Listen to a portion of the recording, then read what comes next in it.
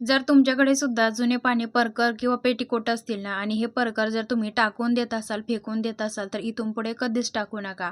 कारण ह्या जुन्या पेटीकोटचा किंवा परकरचा उपयोग आपण आज करणार आहोत. तर यासाठी काय करायचं, जुना पेटीकोट मी इथं घेतलेला आहे. त्याची कमरेची जी काही नाडी असते ना, ही नाडी अगदी एका ठिकाणी गोळा करायची, इथं गाठ बांधून घ्यायची आहे.